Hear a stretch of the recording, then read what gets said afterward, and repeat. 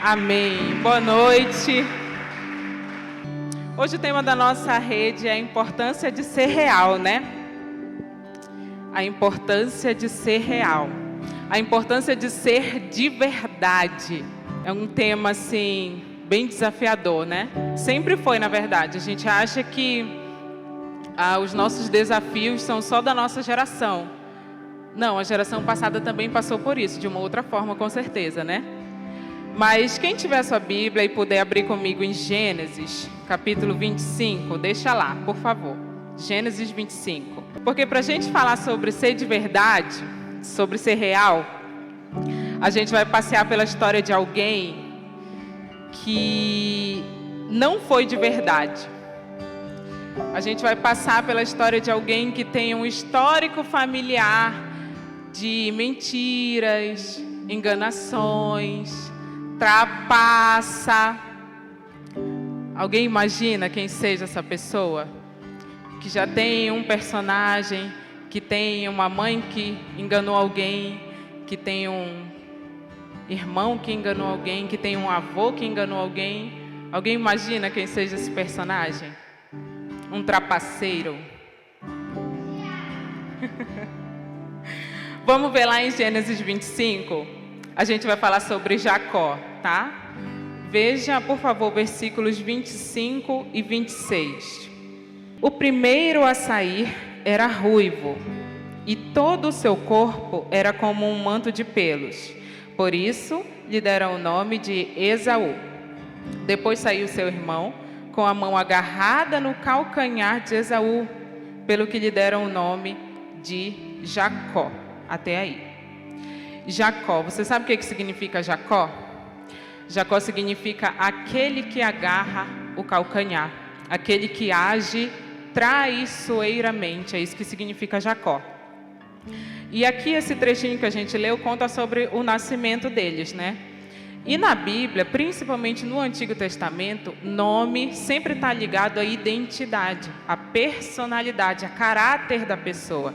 Tanto é que o versículo 25 fala logo, o primeiro nasceu e era peludo e era ruivo. Por isso, lhe deram o nome de Esaú. Esaú significa peludo, né? Então, sempre o nome do Antigo Testamento tem a ver com quem a pessoa é, tá bom? E olha o nome que deram para o segundo bebê. Jacó. Aquele que agarra o calcanhar. Aquele que age traiçoeiramente. Eu não ia gostar de ter um nome desse, não é verdade? O meu nome, gente, eu procurei tanto o que o meu nome significa. Até eu cansei de procurar, né? Porque Nayandra, quem já ouviu? Né? E cansei de procurar, mas a resposta veio quando a minha tia disse: eu que escolhi o teu nome, eu inventei. Eu falei: obrigado. Né? Então, olha só, aí aqui falou sobre o nascimento deles. E eu quero que você volte alguns versículos, e a gente vai ler o versículo 22 e 23. Porque Deus tinha uma promessa na vida desses gêmeos. É o mesmo capítulo 25, versículos 22 e 23. Deus tinha uma promessa na vida deles antes mesmo do nascimento deles. Antes que as suas obras mostrassem qualquer coisa do caráter ou de Esaú ou de Jacó, Deus já tinha uma promessa na vida deles. Só para a gente contextualizar, a mãe deles, a Rebeca, não podia ter filhos. Junto com seu esposo, eles oraram muito para que ela engravidasse. Quando a bichinha finalmente engravida, vem 2. E eles brigam no ventre dela. E num dia que está ali, coitada, imagina a barriga dela, norte e sul, né, Bárbara? Ainda vai chegar teu dia, muito cedo ainda. E aí ela, meu Deus, eu imagino ela reclamando, né? Eu queria tanto ser mãe, o que está acontecendo? Hoje a gente vê no ultrassom, mas imagina a bichinha lá em Gênesis, coitada. Sabia nem o que estava acontecendo. E aí ela vai e ora a Deus. E Deus responde para ela. E o 23 diz, o 22, perdão. Os meninos se empurravam dentro dela, pelo que disse: por que está me acontecendo isso? E foi então consultar o Senhor. E disse-lhe o Senhor: 2 nações estão em teu ventre. Já desde as tuas entranhas, 2 povos se separarão. Um deles será mais forte que o outro, mas o mais velho servirá o mais novo. E a gente sabe que na cultura de Israel, na cultura judaica, o mais velho sempre herda tudo, né? Coitado do restante dos filhos, né? Não tinha nada, tudo era o primeiro. O primogênito era dono de tudo que era dos seus pais, inclusive das crenças dos seus pais, das promessas feitas aos seus pais. O primogênito herdava tudo, né? E aqui, aparentemente, eu amo essa história, eu perdi a conta de quantas vezes eu já li. Só nesse ano eu li essa história 7 vezes, porque eu sou apaixonada por essa história. E isso aqui sempre me pegou assim, mas... Eita, tô quebrando o altar, Jesus. Isso aqui sempre me pegou e eu ficava, mas Senhor, o Senhor não faz acepção de pessoas. Por que escolher assim, trocar, né, tirar do outro? Ia gerar ciúme, né? Mas só para explicar, para não ficar essa dúvida no ar, aqui a questão não era em si a pessoa de Esaú e em si a pessoa de Jacó. Eram promessas para povos. Ela fala, olha, de ti sairão 2 nações. Então, quando ele termina dizendo, o mais velho servirá ao mais novo, ele estava falando da descendência de Esaú e Jacó. Então, a gente só vê essa promessa lá em 2 Samuel, quando os edomitas, Edom é o povo de Esaú, Esaú também é chamado Edom, né? São militares, são soldados do rei Davi. Ainda não era rei, né? Do rei Davi, que se tornará rei. E Davi é descendente de Jacó. Então, só lá, 2 Samuel, bem lá na frente, que a gente vê o mais velho servindo ao mais novo. Então, a promessa nunca foi entre Esaú e Jacó. Mas, assim como eu entendi errado, eu acredito que Jacó também entendeu errado, né? Quem conhece a história sabe. Mas, mediante essa promessa e esse cenário aqui que a gente já leu, a gente vê 2 pessoas, Esaú e Jacó. E Esaú é aquele que troca a sua bênção por um prato de lentilha. Gente, se fosse uma tigela de açaí, a gente tentava entender Esaú. Quem já comeu lentilha? Nunca comeram? Não acredito. Por curiosidade, eu comprei lentilha, então a gente ama lentilha lá em casa. Por curiosidade, para saber o que era essa lentilha. Assim, no início eu não gostei não, hoje já é bom. Então, Esaú, a gente tem 2 personagens, como eu disse. Esaú, que troca sua bênção por um prato de lentilha, e Jacó, que estava disposto a fazer qualquer coisa para herdar a bênção da promessa, para entrar nessa linhagem da promessa. Olha que interessante. E aqui a gente acha que a Bíblia só fala de graça no Novo Testamento, mas isso aqui já é Deus nos dando uma pincelada no que é graça. Todos aqueles que o receberem serão chamados filhos de Deus. Antes que os gêmeos nascessem, o Senhor já conhecia o coração deles e sabia que Jacó queria fazer parte dessa promessa. E ele aceita Jacó, né? Só que Jacó faz as coisas do jeito certo? Não. Quem já viu aquele vídeo que está chovendo e o cara está com um balde lavando o carro no meio da chuva? Quem já viu esse vídeo? Né? Os crentes já colocaram a legenda assim, eu dando uma forcinha para Deus. É mais ou menos assim que Jacó agiu aqui, né? Eu imagino que chegou um ponto da vida de Jacó e ele ficou assim, eu já sou um homem, promessa não se cumpre, eu acho que eu vou ter que fazer alguma coisa. E a oportunidade surge, né? Quando o pai dele fica velho, a fofoqueirinha da mãe dele escuta, né? O marido dela dizendo para o outro, Esaú, olha, eu acho que eu estou para morrer. Então, eu já vou te abençoar e tal. Faz assim, assim, assado. E a mãe lá ouvindo. Chega para o filho preferido dela, que é Jacó, né? E diz assim, Jacó, vou te cantar uma pedra aqui, tá boa. É isso, isso, isso. Teu pai vai abençoar o teu irmão. Você vai fazer assim, assim, assim, assim, assado. Porque assim você vai conseguir a sua bênção. E Jacó aceita na hora. Jacó aceita na hora. Ele estava disposto a fazer qualquer coisa para herdar isso. E ele vai... E muito infelizmente engana o seu pai e o seu irmão, a fim de alcançar uma promessa. Mas na verdade, isso foi uma falha no caráter de Jacó, né? E isso faz Jacó fugir por nada mais, nada menos do que 20 anos, gente. Por causa de uma enganação, para receber uma coisa muito boa. Mas ele fez do jeito errado. E acontece de o pai abençoar ele não consegue enganar o pai abençoa, o irmão descobre, né? O negócio está feito lá. Quem já escondeu alguma coisa do irmão sabe como é que acontece. Mas foi ele que pegou. Não peguei nada, não foi eu. Eu sei que foi tu. Não foi eu. Né? imagina, Jacó não conseguia nem se esconder, né? Foge e vai morar com Labão, seu tio. Labão, irmão da sua mãe. E lá, gente, lá Jacó descobre o que é ser enganado. Qual é o sentimento da pessoa que é enganada? Ali Jacó descobre. Porque Labão, só o salário de Jacó, ele troca 10 vezes. Você imagina isso aí em 20 anos, você servindo alguém que você não sabe qual vai ser o seu salário amanhã. Né? Para quem conhece a história, sabe que ele se apaixonou por Raquel, a filha mais nova de Labão. No dia do casamento, Labão dá outra, da irmã mais velha, Lia.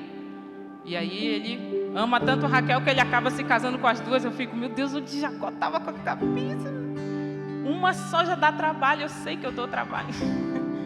Mas ele vai e se casa com Raquel também. Mas assim ele constitui sua família, assim ele consegue enriquecer, porque interessantemente a mão do Senhor estava sobre a vida de Jacó.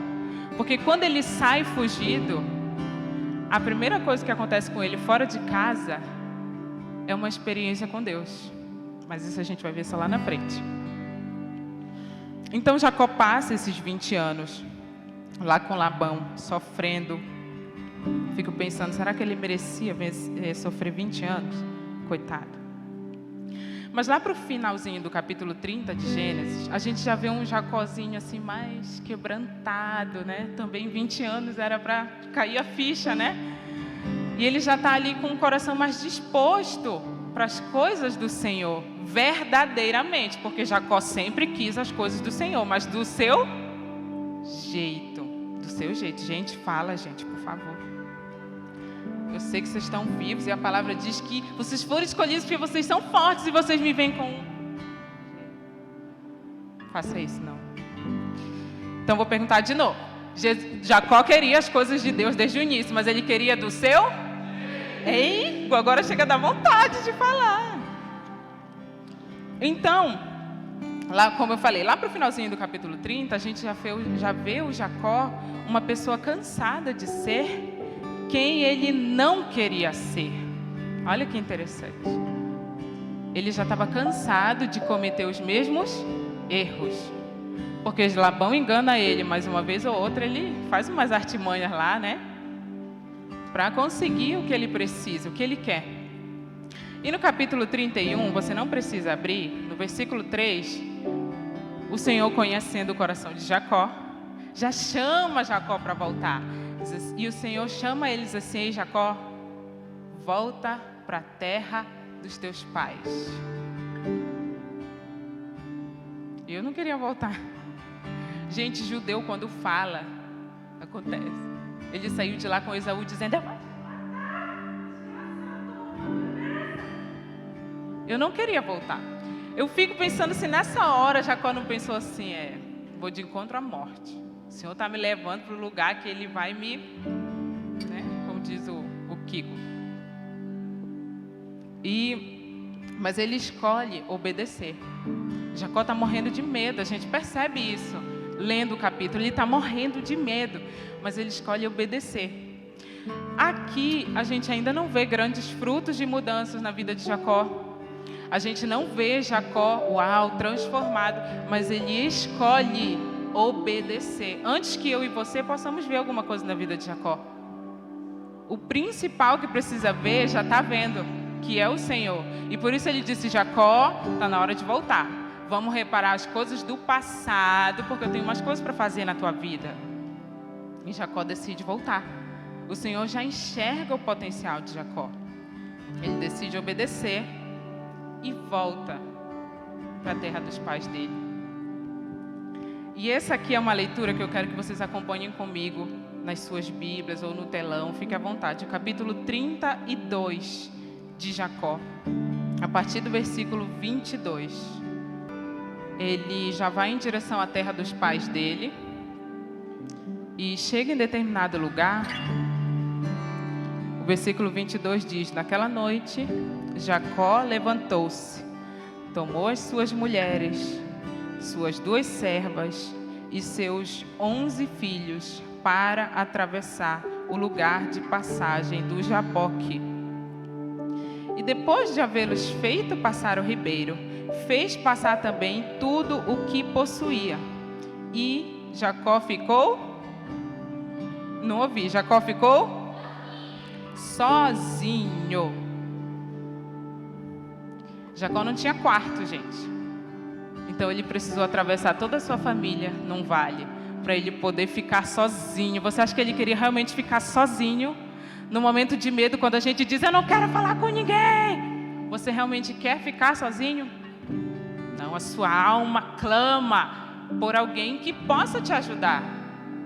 Às vezes a gente quer ficar sozinho porque quem a gente desabafa, né? Tá tão nem aí pra gente que a gente prefere ficar sozinho, mas a nossa alma nunca quer ficar sozinha. Mas Jacó aqui, ele ficou sozinho, não foi para literalmente ficar sozinho, ele sabia já o que ele estava fazendo. Porque quando ele ficou sozinho, veio um homem e se pôs a lutar com ele até o amanhecer. Quando o homem viu que não poderia dominá-lo, tocou na articulação da coxa de Jacó, de forma que lhe deslocou a coxa enquanto lutava. E então o homem disse, deixa-me ir, pois o dia já desponta. Gente, quem é esse homem que está com Jacó? É Deus, é o Senhor que está com Jacó. E ele diz, deixa-me ir, porque o dia desponta. Como assim o dia desponta? Ele é vampiro, vai brilhar. O sol não pode pegar. Sabe, eu me perguntei, por quê? O dia desponta. E fiquei muito tempo com essa pergunta na minha cabeça. Mas sabe por quê? Que quando o dia raiou, o Deus precisava sair daquele lugar. Porque do outro lado do vale tinham pessoas que iam ver o Senhor. E Ele não aparece para todos, Ele aparece para aqueles que o buscam. Jacó se separou para buscar o Senhor. E Ele veio. Ele apareceu. Lá, Provérbios 8:17 diz, eu amo os que me amam. Os que de madrugada me procuram, me acharão. E Jacó estava de madrugada ali. A palavra diz que ele lutou a noite inteira com aquele homem. E o Senhor diz, deixa-me ir. Deixa eu me achar aqui que eu perdi. Deixa-me ir, pois o dia já desponta. Mas Jacó lhe respondeu, não te deixarei ir, a não ser que me... Ih, vocês não estão querendo não. De novo, não te deixarei ir, a não ser que me abençoes. Olha aqui para frente que Jacó era, né? Já pensou, Deus vem aqui e tal, ele, olha, eu preciso ir, está na minha hora, e tu agarra ele e diz, não, só quando tu me der a minha bênção. Só não, tu só sai daqui se eu deixar. Eu sempre imaginei assim essa passagem. E aqui eu vou abrir um parênteses para falar da minha experiência, porque eu só vim entender Jacó quando eu me vi no fundo do poço da depressão e o Senhor não falava mais comigo. E eu tentava, eu buscava, e eu pegava uma cadeira e colocava num quarto vazio que tinha lá em casa, e eu fazia que nem Jacó, eu só saí daqui quando eu ouvi tua voz, Senhor. O que está acontecendo? Passou o primeiro ano, passou o segundo ano, passou o terceiro ano, e eu não ouvia mais a voz do meu Senhor. Eu lia a palavra todo dia, eu continuei com a minha rotina. Na época, era um pouco complicado falar na igreja sobre depressão, então eu não conseguia falar com os meus pastores o que eu estava passando dentro de casa e nem com ninguém, só quem sabia era meu esposo, né? E às vezes ele se desesperava e dizia, Anais, eu preciso de ajuda. Eu falei, não, o único que pode me ajudar, ele está aqui, ele só não está falando agora, mas eu vou esperar o tempo que for necessário. E foi difícil porque durante a depressão a gente tem vontade de tirar a própria vida, porque o desespero é tão grande, você não tem onde se segurar e você diz, não, só tem um jeito, a morte, para aquietar a minha alma. E aí eu entendi Jacó, segurando o Senhor e dizendo, não, Senhor, porque naquele momento Jacó não queria um carro, naquele momento Jacó ele não queria ouro, ele não queria prata, naquele momento Jacó queria o que eu queria. O que precisa mudar em mim, Senhor, para que o Senhor volte? O que precisa mudar? Me quebra. Eu estou aqui, eu estou disponível. Todo dia eu sentava no mesmo quarto, no mesmo lugar. Nossa, foi uma batalha terrível, porque às vezes eu achava que eu estava ficando louca. Foi terrível. E eu perguntava para o Bruno, amor, você acha que eu estou doida? Ele dizia, Nai, para com isso, Nai. Então foi muito difícil. Imagina 3 anos nisso aí. Eu não sei quanto tempo Jacó passou, acho que 20 anos, né? Como a Bíblia já disse aqui.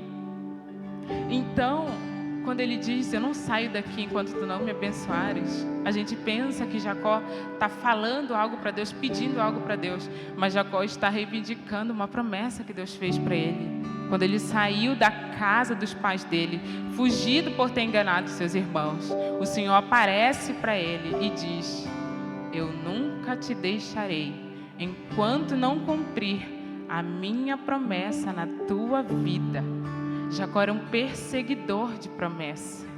Quantos de nós aqui não temos promessas na nossa vida?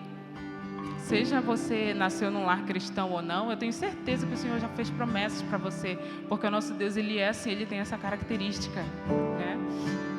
Eu não nasci num lar cristão, eu tenho somente 9 aninhos de convertida e o Senhor já me fez muitas promessas.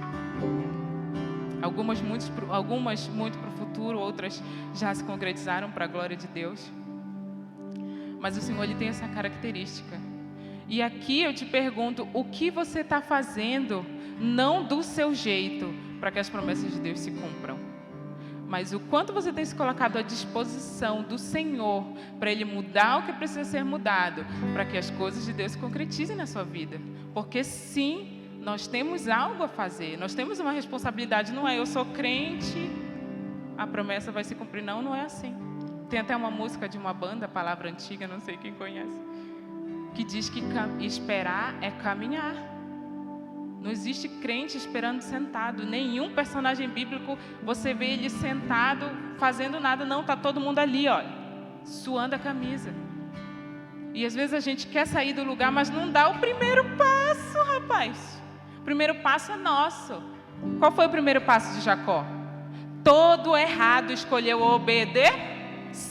O Senhor disse, volta para a casa dos teus pais. Eu estou indo, eu vou morrer, mas eu estou indo. É assim que funciona. Ou você acha que a gente tem vontade de ler a Bíblia todo dia? Não tem.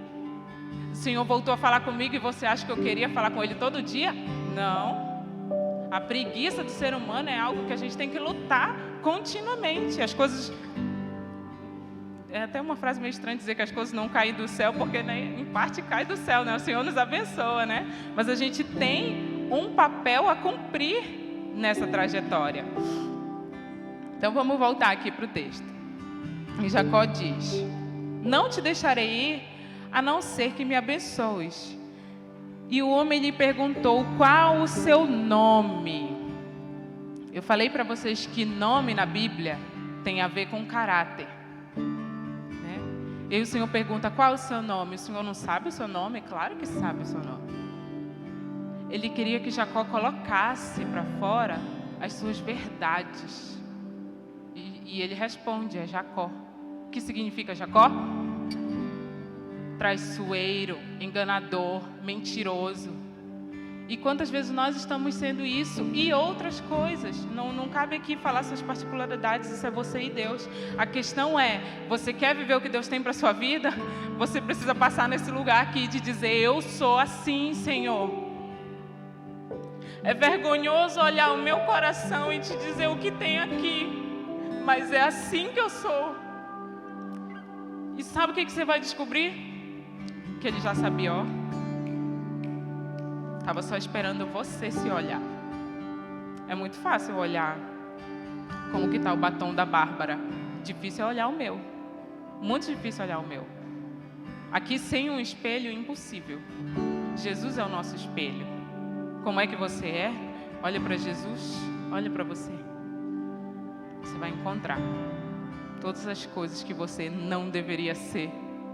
Porque só a cruz tem o poder de esconder quem nós não nascemos para ser. Então você pode procurar o que for, o que eu vou falar aqui agora. Eu não quero que você me interprete mal, mas psicólogo não resolve o nosso problema. Ele nos ajuda até certo ponto.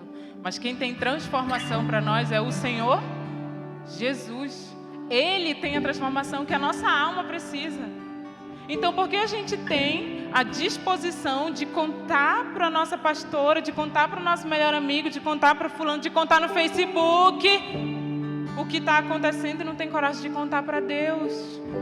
Sabe, às vezes eu imagino a gente ali no meio do... Ai, Deus, assim...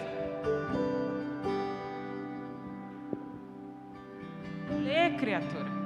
Leia. Eu estou bem aqui, ó. Ah, se Jesus estivesse aqui, eu ia ouvir o sermão dele. Está aqui o sermão dele. Ah, o culto hoje não foi bom. Está aqui o culto. Está aqui o louvor. Tudo está aqui. Tudo. Esse livro é um livro de perguntas e respostas. O legal é que todas as respostas estão aqui. Não, a Bíblia não fala de internet. Não, ela não usa a palavra internet. Ela usa outros termos. Tudo, absolutamente tudo está aqui.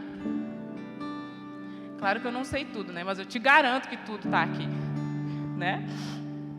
Então o homem lhe perguntou, qual o seu nome? Eu imagino Jacó se desfazendo ali.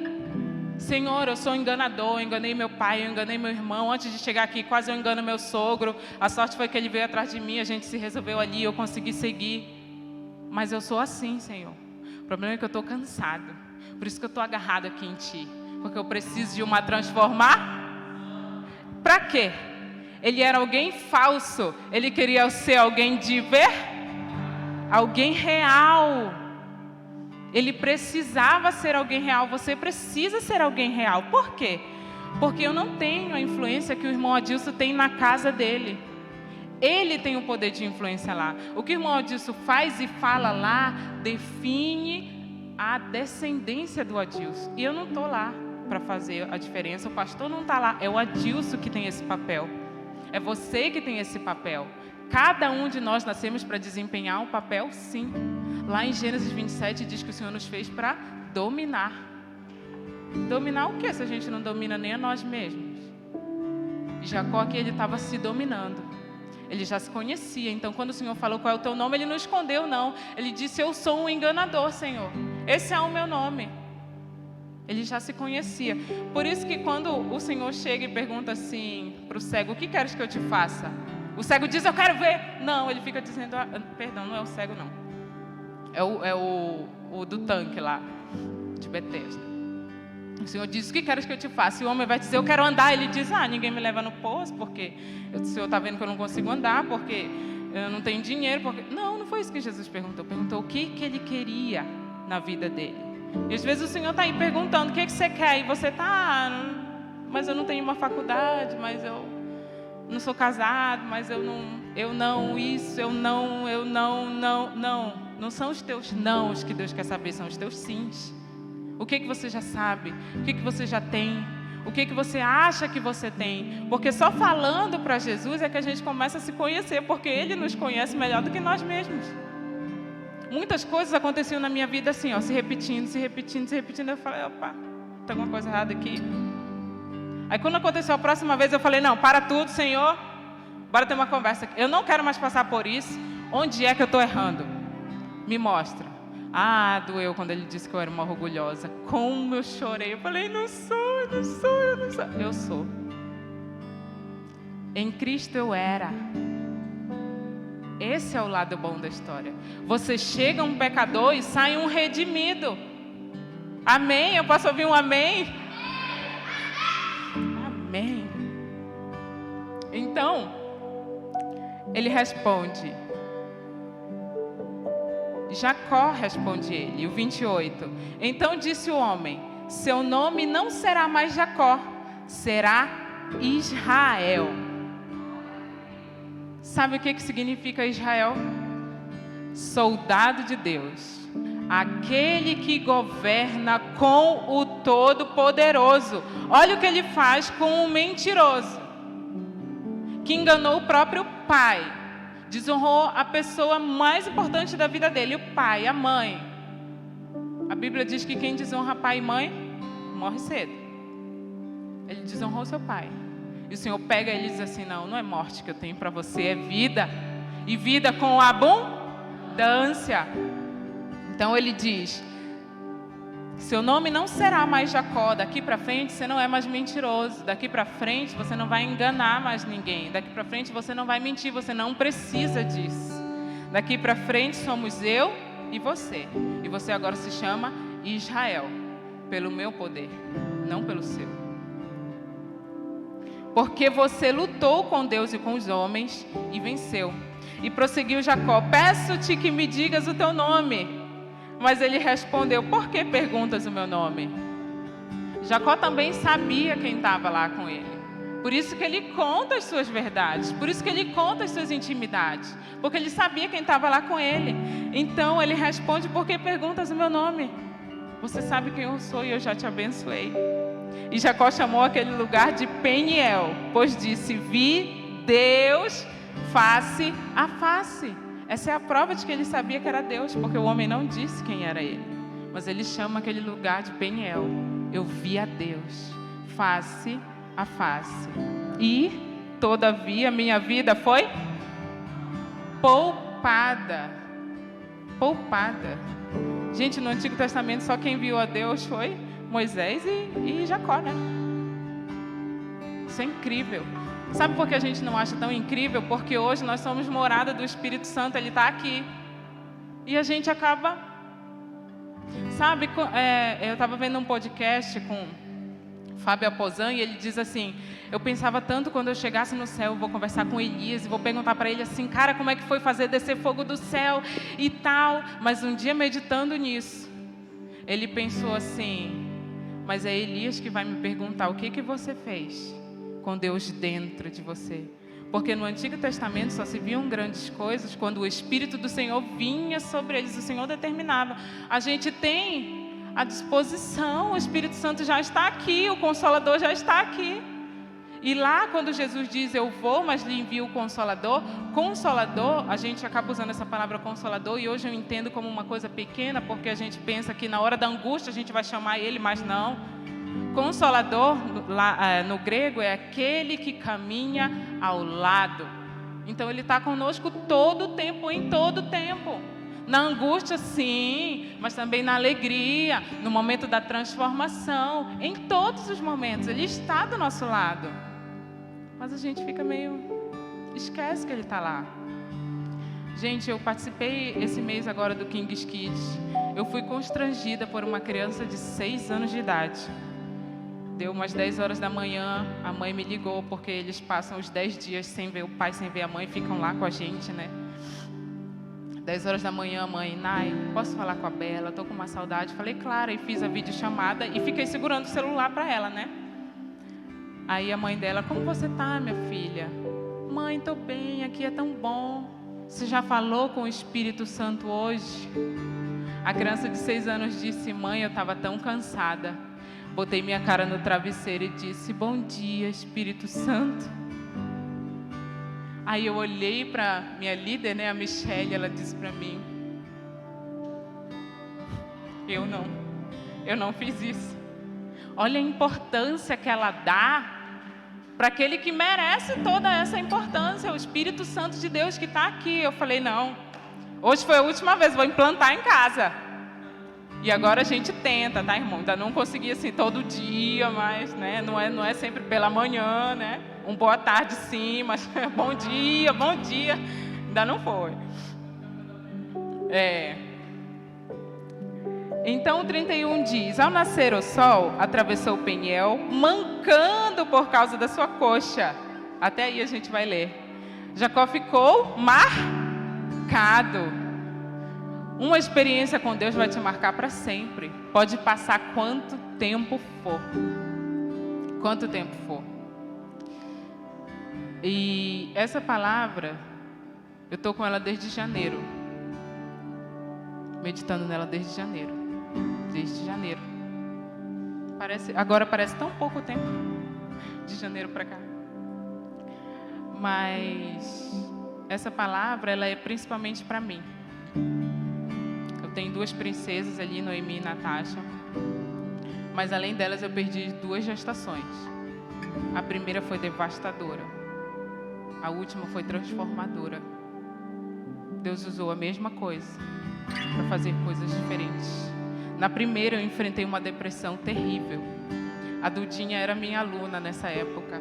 Você nunca percebeu, né, filha, que eu tinha depressão? Eu amei tanto essas crianças. E o poder de Deus me sustentou. Todos aqueles 3 anos terríveis. Mas eu me lembro como se fosse hoje, porque no meio da dor, a minha primeira experiência profunda aconteceu lá no hospital. Antes de eu acordar da sedação da cirurgia, Eu vi um homem, mas a parede cobria ele pela metade. Eu só via a calça marrom, social. Eu me lembro de cada detalhe. Se eu soubesse desenhar, eu desenhava tudo para vocês. E eu vi aquele homem, eu saí correndo atrás dele. Eu gritava: eu sei quem tu é, eu sei quem tu é, vem cá. Aí ele parou num outro lugar que eu nunca vi o rosto dele. E eu dizia, aí quando ele parou, eu falei baixinho: eu sei quem tu é. E ele disse: quem sou eu? Eu falei: tu é o Espírito Santo. Tu veio me consolar na minha dor. Ele disse: sou eu. Eu falei: deixa eu ver teu rosto. Ele disse: não, ainda não. Gente, aquilo foi transformador naquele momento. Eu nunca esqueci daquele dia. Mesmo assim, as minhas crenças limitantes me levaram a uma depressão. Mas daquele dia eu nunca me esqueci. E eu fiquei com aquilo, o Consolador. O Espírito Santo, o Consolador. E nesse ano, dia 3 de janeiro, eu perdi meu Jordanzinho. E eu me lembro que... Desculpa. Na sala do hospital... Desculpa. Eu falei: Senhor, eu perco qualquer coisa, me tira qualquer coisa. Não me tira de novo tua presença. Eu não saio desse lugar nunca mais na minha vida. Passado muitos dias, eu tive um outro sonho. E era Jesus falando comigo. E ele virou para mim e disse: Nai, ele me respondeu uma pergunta que eu vinha fazendo a ele já há uns meses. Não cabe aqui, é pessoal. Depois de responder, ele disse: eu sou um Deus consolador, mas eu também sou um Deus de transformação. E é nisso que eu venho meditando do dia 3 de janeiro até aqui. O quanto o Senhor quer nos consolar, mas o quanto Ele quer nos transformar. Todos os dias, isso é diário. O consolo para a glória de Deus é uma vez ou outra. A transformação é todo santo dia. Porque Ele está aqui para isso. A graça, ela é para isso. Ela não é para banalizar nosso relacionamento com Deus. Hoje se prega uma hipergraça que você pode fazer tudo porque Jesus cumpriu a lei. Não, não, não. Quando Jesus veio, Ele aumentou o nível.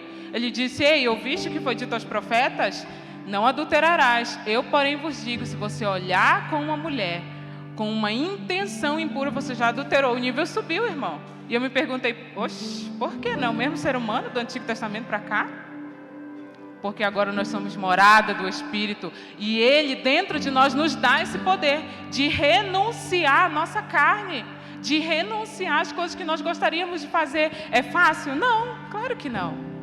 Mas é para isso que Ele está aqui. E a graça, ela é para isso, para nos dar esse poder.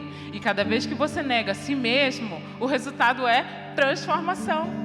Transformação. A graça, ela é transformadora. Ela não veio para abolir nada, ela veio para nos transformar.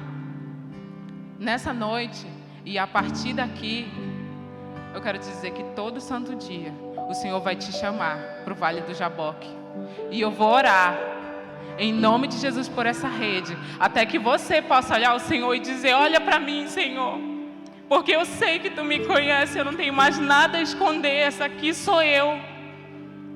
Só me muda, porque eu não aguento mais viver uma vida sem propósito, quando o meu Senhor tem uma vida abundante para nós. E se você está aqui nessa noite, essa palavra é sim para você. O Senhor tem uma vida abundante para você. O Senhor tem um chamado incrível. O Senhor tem coisas para você fazer que só você pode fazer. E o convite está feito. Paulo diz: o tempo oportuno é agora. Todo dia é o tempo oportuno. Amém? Glória a Deus. Vamos dar uma salva de palmas para o nosso Deus.